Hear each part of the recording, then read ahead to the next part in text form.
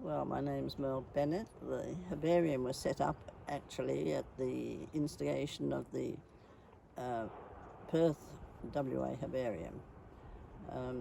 They were in conjunction with Greening Australia and approached the Ravensthorpe Wildflower Show committee to see if they wanted to join a group of regional herbaria. So after a bit of discussion, we decided we would join. It was a very fast learning curve because none of us were botanically trained. We were battling to name plants for the wildflower show, let alone get them for herbarium purposes. Didn't know how to start a herbarium. The Greening Australia supported the concept for a while, but then pulled out. But they did, in the first place, give us a little book how to start a herbarium and set us up with files and folders and things. And the Perth herbarium were wonderful. They came down and taught us how to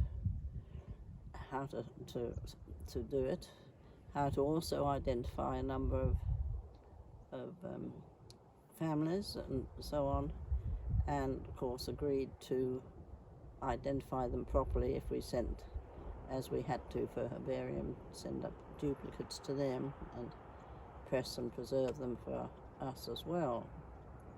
So that was the origin of the herbarium. Yeah, the Ravensthorpe range is important. It's so diverse. It's really more diverse than the Fitzgerald National Park, which gets all the kudos. But because of the mineral potential, the Ravensthorpe range is not been accepted as a botanical sphere.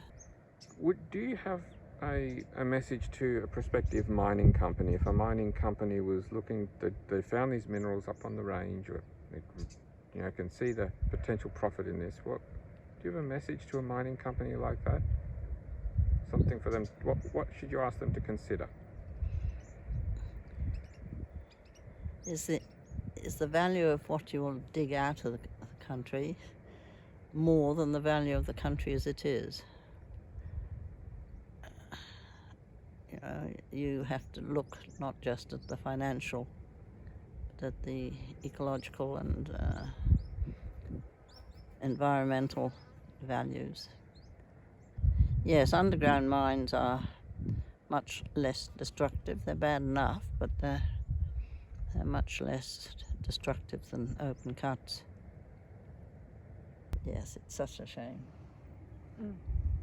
And we really need the assessments, and environmental assessments, to be of major consideration in the permission that the government gives. They tend to be cutting back on environmental concerns all the time, cutting red tape. It's not the right way to be looking at things. Mining, which is obviously more, how shall we say, financially valuable. But there was a lot of work done about 2007 with groups doing floristic and vegetation surveys, and they really came to emphasize the enormous diversity of the plant life and the association with the different geological factors surrounding the range. And it's really, something we need to follow up on and keep pushing for a park. you know, these days it's very hard to go against mineral. What should I say? Mineral exploration, if nothing else. I mean, from the very first, Kingsley Dixon was emphasising the matter. Then, you know, Keith Bradbury is trying to get it connected with the Gondwana link from the Paronga up through to Kalgoorlie, Great Western Woodlands. What's your preferred future for the Ravensthorpe range? To be an A-class nature reserve would be the ideal. I know also a lot of community concern is that it would possibly be cut off from things like the motorbike races and the horse races, not races, but tracks that are through the range. And yes, you have to, I think, have the range divided into levels of reserve and use for general public. To me, the importance of having a herbarium is basically to know more about the world around us. And while the specimens of plants are extremely important, it does enlarge our knowledge and make us then expand and want to know how the flowers are pollinated and how they communicate with each other and why they're in such a spot, and with other plants of what association has each plant with another, or with the insects and means of propagation, pollination, which I think is a very underexposed in the general knowledge of plants.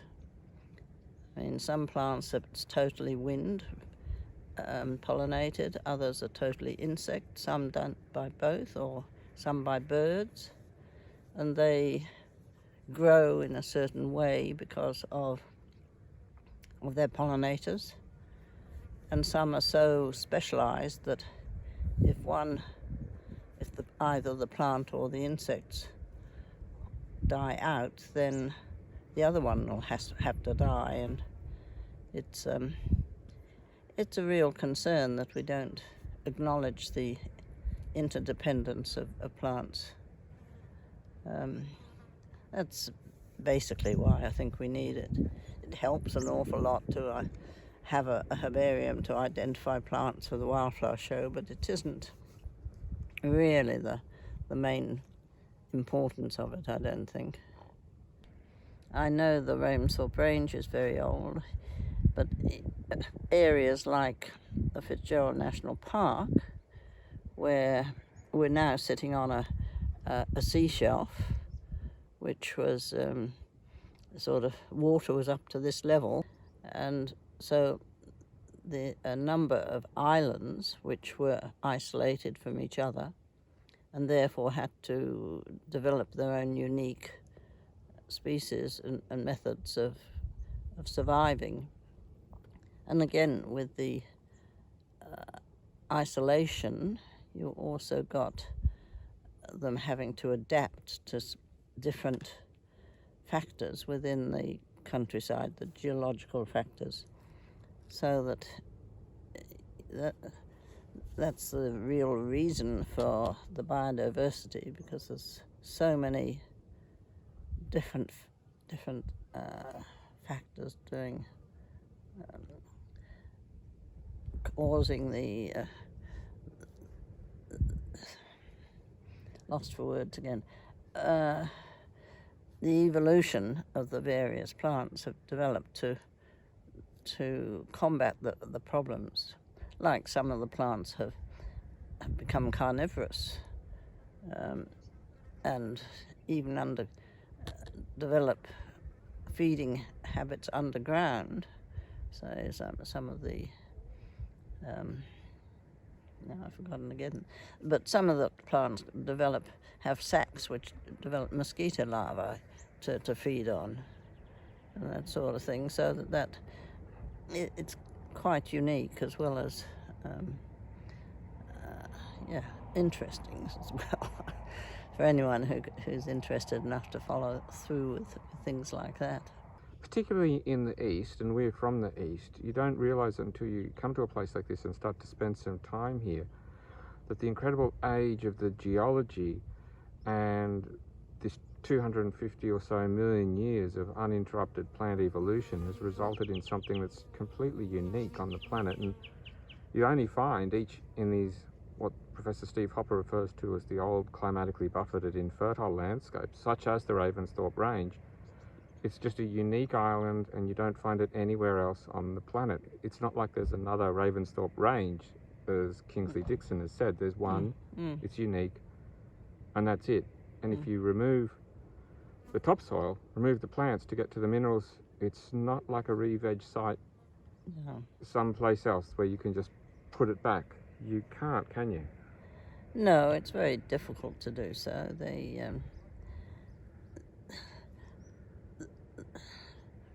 My daughter is an ecologist who works for mining companies doing revegetation, and she has very strict methods of enabling much of this to happen as possible, but it is not comparable with the natural situation. It seems to me very abundant as well. So when I walk through the bush in the east, you know, the plant community is nowhere near as diverse. And what I notice here is that everything just grows in amongst everything else. It's a mosaic. Yeah, it's so... I think that is largely because of the difficulty in surviving, that they've had to each get its own unique way of coping with whatever problems there are in the area, and trying to outcompete their neighbours for, say, the insects which come at this time of year, well, I won't have my flower when that's in flower, because there aren't the pollinators to pollinate my flowers, so they alter their flowering habits to coincide with the abundance of the pollinators. I worry these days with global warming whether we're going to lose a lot of plants or a lot of everything because of the changing in habits.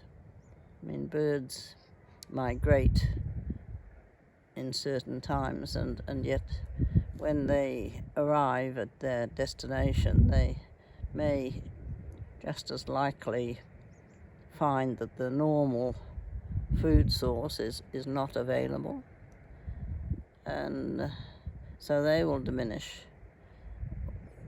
It's just not a sustainable situation for anything that's alive at the moment.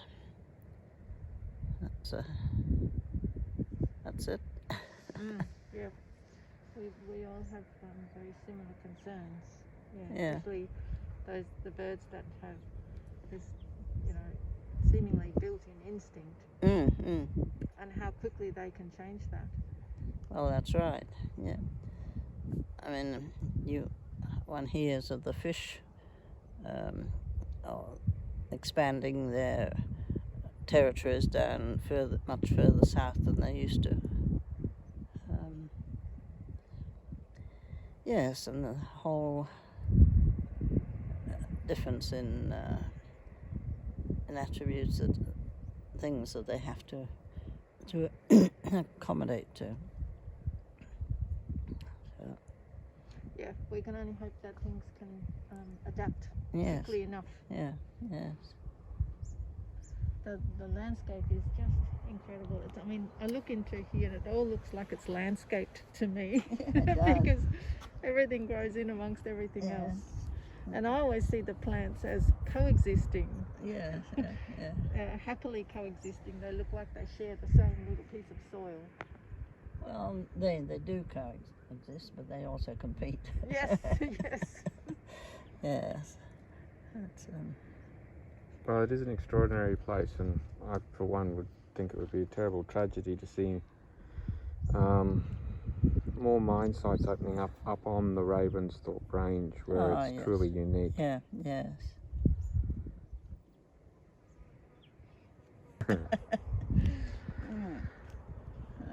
And it's a beautiful day to be out here with you, Yes, Mel. it is. Yeah, it's an extraordinary place, and it just makes perfect sense. Like, we've been working on a great project that's still underway around the Bremer Bay side of the Fitzgerald with Nathan McCoy, and the community up at Ravensthorpe has been so supportive. With the Ravensthorpe Range project, I would just love to see it protected. And then, of course, we'd look at in the future maybe we'd love to do a project at Twerrup and base it around this part of Fitzgerald as well. I think it's just extraordinary. It's an extraordinary place, and you keep seeing things you've never seen before. Yes, it's full of endemic plants of this area. Yes, I'm sure there'll be some that you've not seen. Many. Well, thank you so much for your time. That's all right, a pleasure. Amazing, and amazing what you've achieved up there at the Herbarium. That's an incredible legacy. Incredible. Well, as I say, it was easy to start. At least it's getting a bit more difficult to find them. I'm forever sending Rosie plants that I'm sure are the ones that were missing, and they come back the same. So I'm getting very frustrated with myself. So my days of moving around the bush are quickly diminishing. Well, the legacy is extraordinary. The legacy is extraordinary. It's been wonderful being able to work in there. Yes, well, that's good. It's good to be useful. Well, first of all, of course, it was easy because everything was new for our herbarium, and we didn't have to go searching for specific ones. Everything was around. So yes, we managed to collect quite a few, and people were getting more and more interested in it. So we started off in an upstairs room in the above the red room, and then gradually got bigger, and were finding it more useful for the show, so that we had to move the files to wherever the show was, and the show moved around a bit. First of all, it was held in the seniors' rooms, and then we were lucky enough to get into the Shire Hall, and Chendo and people were instrumental in getting funding in the Shire to support building the extension to the hall to house it, and really we're very, very blessed that this has been done for it. I think the Herbarium is now one of the most well set up of all the regional herbaria, I would say, these days. Even though we never had the full support of I never remember write a pseudonym now for the conservation group, but they didn't have an office in Ravensthorpe at that time, so it was sort of a sole volunteer basis that we set up. So we've been very lucky with the support of all the botanists from the Perth Herbarium and local botanists as well, who sometimes gave us some of their contributions or duplicates of contributions they were doing for mining surveys and things as well. So yeah, no, we've been lucky. We've had a lot of support